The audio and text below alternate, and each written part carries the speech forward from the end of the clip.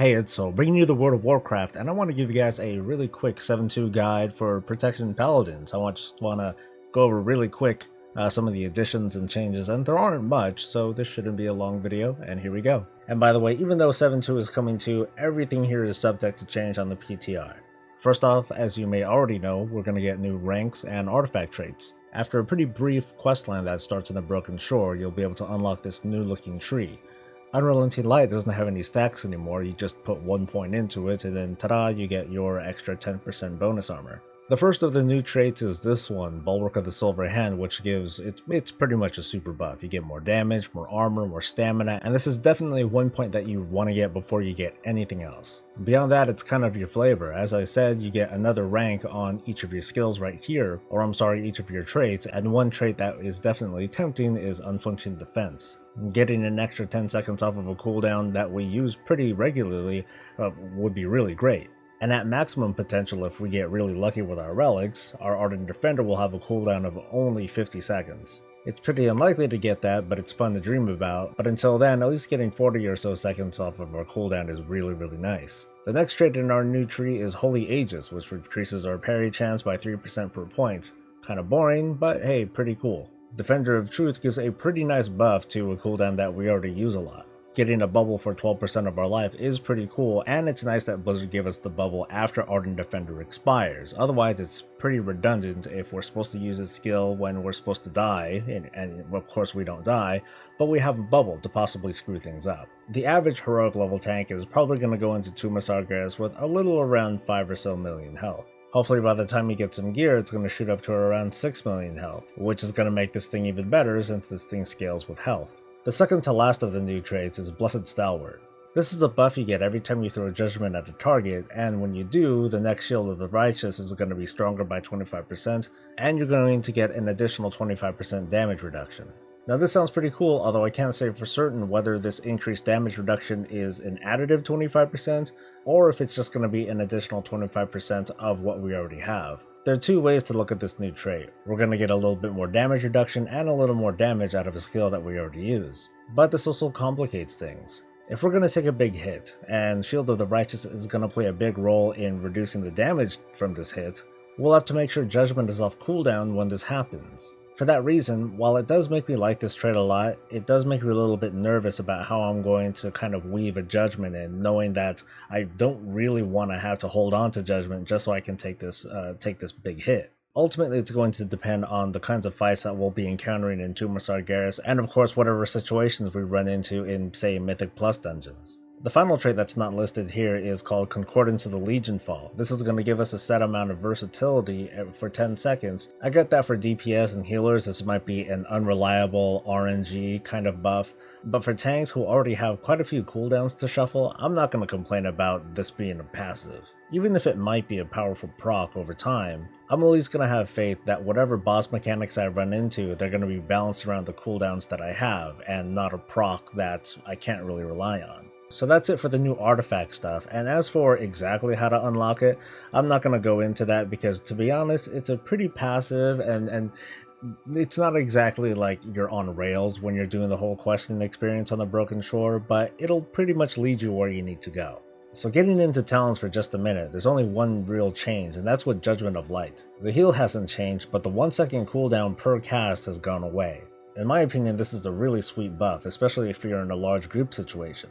We see enough instances where Judgment of Light is sitting on a target and there just isn't enough damage going out, or at least not enough attacks going out to drain this buff. This change more than guarantees that these charges will be expended, and it'll be nice knowing that I'm contributing even more to the raid healing, much like I did way back in the day with Battle Healer. So let's get into the trinkets that we're going to see in the Tomb of Sargeras, but before that, let me remind you that, once again, this is the PTR, and these trinkets aren't going to be available right at the start of the patch. The Tomb of Sargeras won't open up maybe weeks or months after the patch deploys, so between now and then, these trinkets might change drastically from what we're seeing now. Alright, so let's take a look at the trinkets really quick. First off, we have Leviathan's Thunder, and when you use it, you're going to apply a lot of shadow damage as well as a speed debuff on the enemy, and you're healed for 300% of the damage dealt. This is on a 90-second cooldown, and in my opinion, it's not bad. It's only an okay amount of damage, and the heal isn't that big, but it is nice that it'll come over 8 seconds instead of just like a bursty heal. That means if I'm actively tanking something, I can just use this thing whenever it's off cooldown. Next we have the Reliquary of the Damned, which is a stam trinket, and because of that, I don't even want to talk about it, but I have to anyway. It's one of those trinkets that prevent a certain amount of damage, and there's a maximum cap as to how much damage it'll eventually absorb.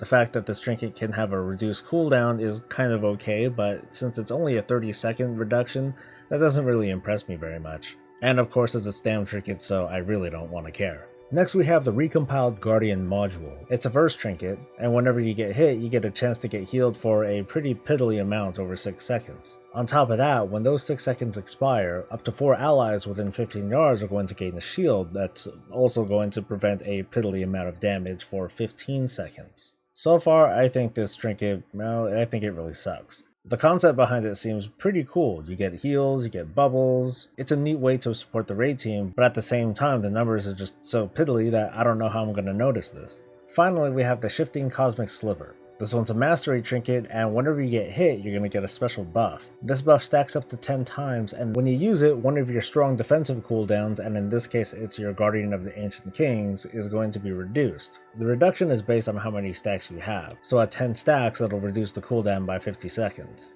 If your Guardian of the Ancient Kings is already active and then you use this trinket, the duration of the Guardian buff is going to be extended up to 5 seconds, again depending on how many stacks. This one seems okay. Again, this is a pretty neat idea, but I'm just not quite sure how practical it's going to be depending on the tanking situation we're in. According to a post I glanced at on Wowhead, the proc per minute on this is 4, and it's also modified by haste. It'll bring the cooldown of our Guardian of the Ancient Kings ability down to like maybe 3 or so minutes, but that doesn't quite impress me as much as just being able to time my other cooldowns correctly. In a way, this does kind of synergize with the legendary legs and chest, where when you at least put those two together, it reduces the cooldown on your Guardian of the Ancient Kings by a pretty significant amount. Adding the trinket to this will reduce the cooldown even further, which is still nice, but it's still not really a great sell for me. In the end, that combination would be really good for, say, Mythic Plus dungeons, but beyond that, if you're just fighting a single boss, you're kind of wasting a lot of the potential of these legendaries. So out of these 4 trinkets, I'm probably looking most forward to Leviathan's Hunger. It's a haste trinket that does damage, does healing based on the damage, and the healing is done over time, which gives me the flexibility to use it whenever I want. So let's move on to the crafted legendary that we're going to get. This is Rethu's Incessant Courage. It goes into our belt spot, has haste and mastery to start, but we also get 3 gem sockets. And I just find that okay. I was hoping that we would get nicer gems, but without that, we just don't get a whole lot of stats out of these sockets. As for the special effect, doesn't do much. We get healed for 1% of our maximum health basically whenever we're tanking something. And if there's nothing around us within 8 yards, our movement speed goes up by 15%. Which basically means that if you're moving that fast, you should be moving towards an enemy so you can get that, well, kind of shitty heal. As a tank, I don't really see much use out of this, not even for outdoor content. I already get a lot more out of the Prida's neck, and this belt is, well, to be honest, it's just kind of a waste of space that I'd rather use on some other legendary. Speaking of slightly more useful legendaries, the legendary pants that make our Avenger Shield jump to 2 additional targets got a little buff. Now it does 20% increased damage. And that's not bad, I'll take it, I'm not going to complain. Another change that I almost missed was with Uther's Guard. It's basically the effort that Blizzard's putting in with trying to take these utility legendaries and trying to buff them to give them a little bit more throughput and, well, just try to kind of balance them out. In this case, Uther's Guard was given some additional haste on top of what it already has. But now I want to show you the last change, and as far as I've looked, I haven't seen a note that specifically stated this, so this might be an undocumented change. I am not sure if this is going to make it to live, but I really hope it does. As you've noticed, I'm in front of the Shrine of the Two Moons with a bunch of dummies. I also took off the legendary legs just for some consistency. Notice how I throw the shield like so. Boom, boom, boom. I hit all 3 targets like I should. But here I am now, partially naked on the live servers, and let me throw my Avenger Shield again. Boom. So this tells me that there's been an obvious buff to Avenger Shield that increases the distance between bounces. I'll throw it again. Boom. Now I'm back on the PTR and I'll throw the shield again. Boom, boom, boom. And for fun I put the legs back on. Boom, boom, boom, boom. Not bad, huh? So this buff to Avenger Shield is a pretty nice quality of life change when it comes to doing certain pulls, or whenever we encounter small problems where mobs are separated and they're just a little bit too far away where we would think that our shield would hit them and they end up not. But so far I like it a lot. I hope this video was useful for you, and if it was, hey, please hit a like. I have other tanking content including other guides, reviews, news, opinions, all sorts of stuff, so just hit a sub or just feel free to take a look around. That's it for me today, folks, and I'll see you next time. I'm Soul. Stay breezy, guys.